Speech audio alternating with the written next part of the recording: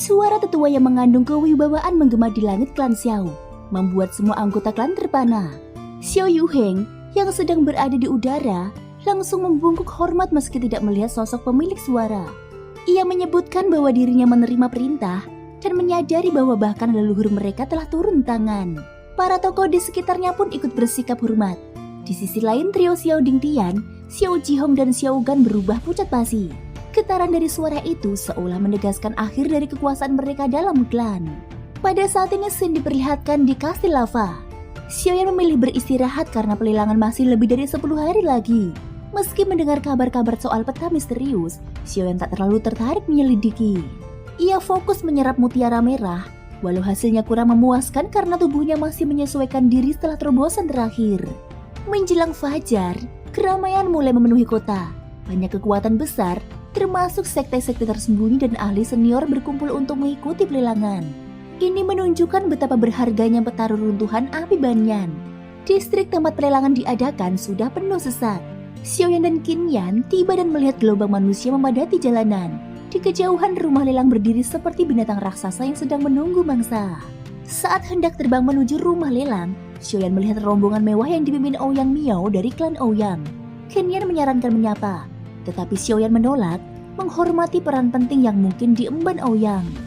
Namun momen itu terganggu oleh kehadiran Bai Zijing dari klan Bai, musuh lama Xiaoyan di hutan beringin api. Ketegangan muncul saat 2 dari 3 keluarga besar wilayah tengah ternyata turut hadir. Xiaoyan pun menyadari, meski tak datang secara resmi, dirinya kini mewakili klan Xiao dalam pelelangan ini. Xiaoyan dan Qin Yan bergerak cepat, menyatu dengan kerumunan ahli dan memasuki rumah lelang setelah membayar batu roh. Di dalam, energi kuat terasa dari berbagai sudut, dan penjaga bersenjata ketat menjaga ketertiban. Beberapa tetua dari benteng lava berdiri di atas panggung, memancarkan aura kuat yang menekan hadirin. Tak lama kemudian, seorang lelaki tua berjubah ungu muncul dan memulai acara dengan dentang gong. Dengan lambaian tangan, lelaki tua itu mengaktifkan susunan cakram rumit yang menyelimuti panggung dengan cahaya keemasan. Xiaoyan tercengang melihat pengaturan luar biasa itu, menandakan betapa seriusnya benteng lava terhadap lelang ini. Panggung telah disiapkan, penonton sudah penuh, dan suasana tegang pun memuncak. Tirai misteri tentang peta legendaris akan segera dibuka. Sorakan menggelegar menyambut kemunculan seorang tetua berjubah ungu di atas panggung utama. Hahaha, semuanya, aku Xiun. Kalian yang pernah menjelajahi dataran pasti mengenaliku. Hari ini, aku yang akan memandu lelang istana lava ini.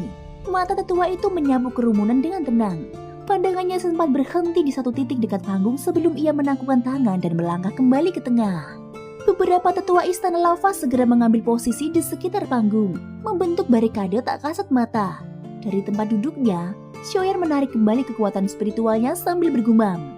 4 leluhur asal bintang 5 dan 1 ahli susunan bintang 7.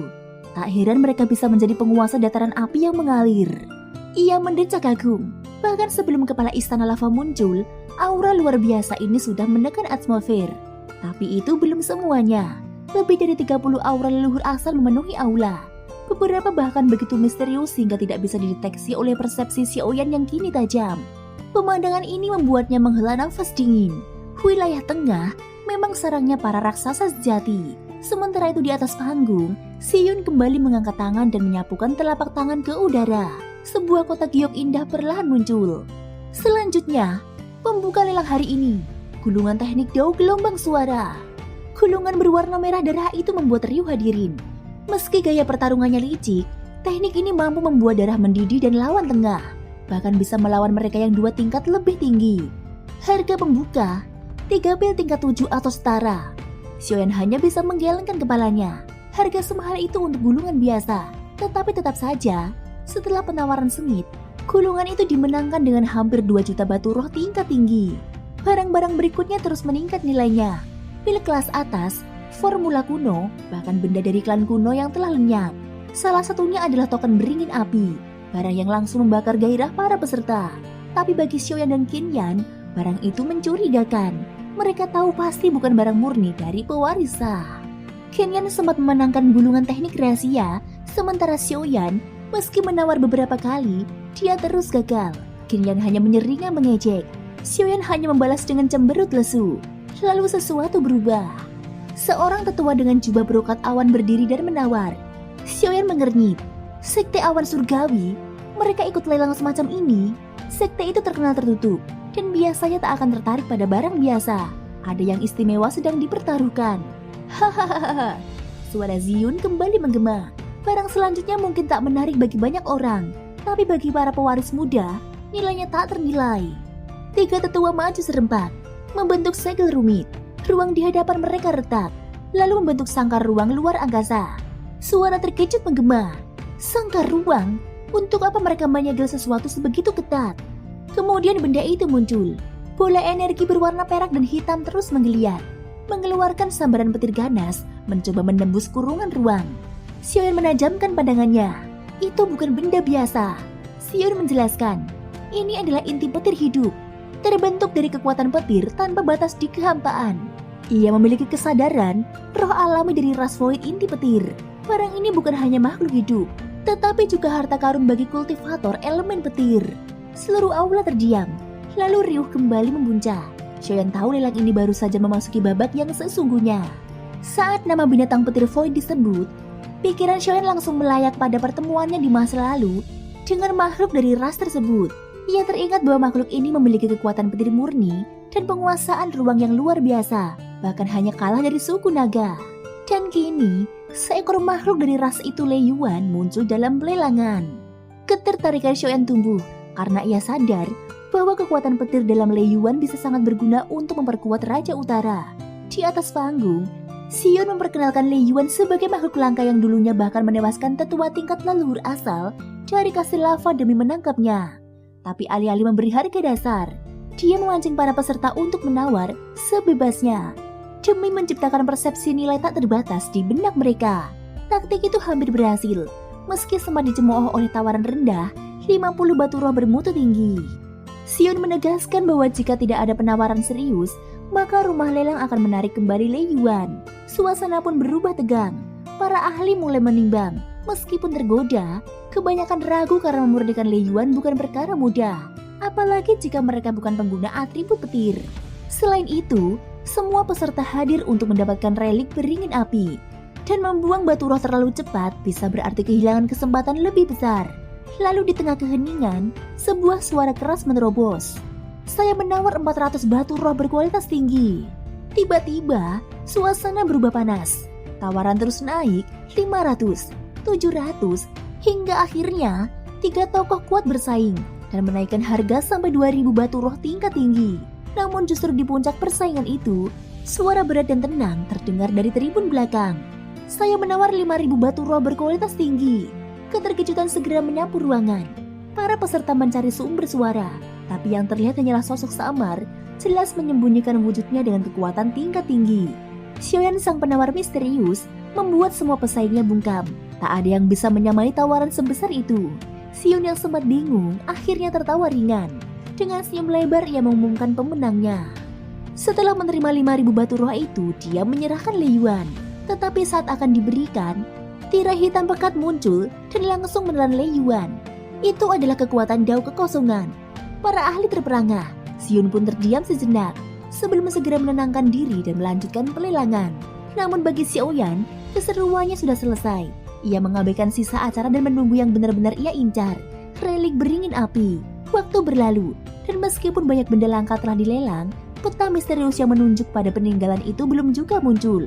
Lalu suasana berubah. Xion menghilang dari panggung dan digantikan oleh seorang lelaki tua berwajah hijau berjubah merah. Ia bernama Zuo, orang nomor 2 di kastil lava. Suaranya yang serak mengumumkan bahwa acara utama akan dimulai. Dengan gerakan tangannya, ruang di depannya bergetar dan segulung perkamen merah tua muncul. Saatnya pelelangan terakhir dimulai. Pada saat ini suasana rumah lelang mendadak hening ketika sebuah perkamen kuno perlahan dibuka di atas panggung. Aura energi spiritual dari para praktisi secara refleks mulai mengalir. Seolah benda itu menarik perhatian tidak hanya mata, tapi juga kekuatan batin mereka. Di atas panggung, seorang pria berwajah hijau Zuo mendengus dingin. Seketika tekanan mengerikan menyebar dari tubuhnya, menekan seluruh ruangan seperti badai yang tak terlihat. Siapapun yang sempat berniat merebut peta itu langsung menghentikan niat mereka. Bahkan tokoh-tokoh kuat yang duduk di barisan depan tak bisa menahan diri untuk mengernyit. Zuo mengingatkan semua orang agar tidak bertindak gegabah. Ini hanya barang lelang. Jangan sampai kalian kehilangan segalanya karena nafsu sesaat. Suaranya lembut, namun menyiratkan ancaman. Tak ada yang berani menanggapi. Lalu seorang pria tampan dari pihak Kasti Lava maju dan mengumumkan isi lelang. Peta peninggalan ras Huobanyan, atau yang dikenal sebagai Lembah Batu Kapur. Sebuah lokasi penuh bahaya, namun menyimpan kekayaan dan teknik kultivasi kuno yang tiada duanya. Suara-suara rendah berubah jadi bisikan kegembiraan. Semua yang hadir tahu nilai dari peta itu. Siapapun yang memilikinya bisa menguasai seluruh kekayaan reruntuhan beringin api. Pada saat ini lelang dimulai. Penawaran awal datang dari tetua berjubah api, pil tingkat 7 dan item langka. Seketika, suara-suara penawaran lain menyusul. Datang dari berbagai faksi kuat seperti Sekte Awan Abadi, ramuan kelas tinggi, teknik rahasia, bahkan gulungan kultivasi tingkat sains mulai ditawarkan. Ketegangan merayap naik seiring nilai barang melejit. Xiaoyan memperhatikan dengan tajam. Jarinya menyentuh cincin penyimpanan di tangannya. Ia tergoda. Tapi setelah menimbang-nimbang, ia menggeleng perlahan. Peta itu terlalu panas. Sekalipun ia menang, faksi-faksi besar pasti akan menjadi ancaman yang nyata. Ia memilih mundur demi Lian dan rencananya sendiri. Tiba-tiba, suara tanah memotong hirupiku. 10 batu roh kelas atas. Semua mata tertuju pada Ouyang Miao, pewaris klan Ouyang. Salah satu dari 3 klan besar wilayah tengah.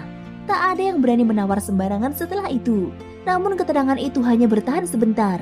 Seorang pemuda lain, berpakaian putih bersih, perlahan berdiri. 10 batu roh kualitas terbaik dan 5 cabang pohon beringin api. Suaranya membuat riuh baru di ruangan. Dia adalah Bai Zijing yang berasal dari klan Bai. Satu-satunya yang mampu menandingi klan Ouyang secara langsung. Pada saat ini tawaran terus melonjak. Ouyang Miao berusaha menaikkan harga. Tapi Bai Zijing tak menunjukkan tanda mundur. Akhirnya dengan wajah muram, Ouyang Miao terpaksa berhenti. Bai Zijing keluar sebagai pemenang lelang dengan tawaran yang tak tertandingi. 20 batu roh kelas atas, 15 cabang beringin api, dan 2 pil transformasi angin tingkat 7. Sementara suasana di aula kembali riuh. Hanya sedikit yang menyadari perebutan sesungguhnya belum dimulai. Peta itu kini telah berpindah tangan, namun mata-mata yang mengincarnya belum berpaling. Setelah pelelangan usai, Xiaoyan dan Qinyan melangkah keluar satu persatu. Di langit, Bai Zijing melesat membawa peta Lembah Batu Kapur. Disusul tatapan penuh hasrat dari banyak ahli yang jelas tak akan membiarkannya pergi dengan mudah. Xiaoyan menyunggingkan senyum dingin. Bai Zijing memang berani, tapi jalan di depannya pasti berduri. Saat menyusuri jalan, Xiaoyan merasakan tatapan mencurigakan dari balik bayang-bayang rumah lelang. Persepsinya menangkap beberapa aura kuat yang menyusup, mengintai mereka dari kegelapan. Qinyan juga menyadarinya. Kasti Lava sepertinya bukan hanya pedagang. Gumamnya pelan. Xiaoyan menghentikan langkah. Aura dingin dan niat membunuh tiba-tiba meledak dari tubuhnya, menyapu ke segala arah. Dengan suara tajam, ia memperingatkan. Jika ada yang tidak takut mati, silakan ikuti. Ancaman itu langsung membuat para pengintai Kasti Lava ciut dan mengundurkan diri. Mereka sadar, meski hanya seorang leluhur asal bintang 4, Xiaoyan bukan lawan sembarangan. Auranya dipenuhi pengalaman tempur yang tak bisa diremehkan. Setelah ketegangan itu mereda, mereka berdua melanjutkan perjalanan, lalu berhenti di atas hutan pegunungan. Disinilah Xiaoyan memutuskan untuk berpisah. Aku masih punya urusan pribadi, ucapnya kepada Qinyan. Qinyan ragu, tetapi akhirnya setuju dan mengucapkan terima kasih sebelum pergi. Begitu ia menghilang dari pandangan, ekspresi Xiaoyan berubah dingin lagi. Ia tahu belum sepenuhnya bebas dari ancaman. Dalam sekejap, ia melesat ke arah berbeda, meninggalkan jejak ledakan suara di langit. Diikuti 3 sosok misterius dari kejauhan. Sementara itu, di luar kota Xiao, aura lain mulai berkumpul. Xiao Xuan memberi hormat pada pria parubaya yang berdiri gagah di sampingnya. Ketua kedua klan Xiao, Xiao Yitian, yang baru keluar dari pengangsingan. Ia sedang menghadapi Ouyang Yu, mantan rivalnya. Ketegangan antara dua ahli ini masih terasa meski bertahun-tahun telah berlalu. Mereka pernah menelan pil pertanyaan surga bersama. Tetapi hanya Ouyang Yu yang berhasil melampaui batas dan menjadi legenda. Sekarang ia datang membawa sebuah hadiah mengejutkan, pedang Youlan, pusaka sakti yang pernah mengguncang wilayah tengah. Saya tak cocok lagi dengan pedang ini, ucap Ouyang Yu. Dia menyerahkannya kepada Xiao Xuan, tapi lebih dari sekedar pemberian. Ini adalah pengakuan dan tantangan. Ia mengajak Xiao Yitian untuk menyelesaikan pertarungan lama mereka. Sebelum pergi, Xiao Yitian meninggalkan pesan. Jika ingin memperkuat diri, pergilah ke makam pedang di wilayah utara. tempat yang pernah mengubah takdir mereka. Usai keduanya menghilang, tetua pertama muncul dari balik ruang yang bergetar. Ia memandangi cakrawala dan berkata lirih, akhir dunia ini mendekat, dan akan ada harga besar yang harus dibayar. Ia pun menegaskan kembali pesan Xiao Yitian.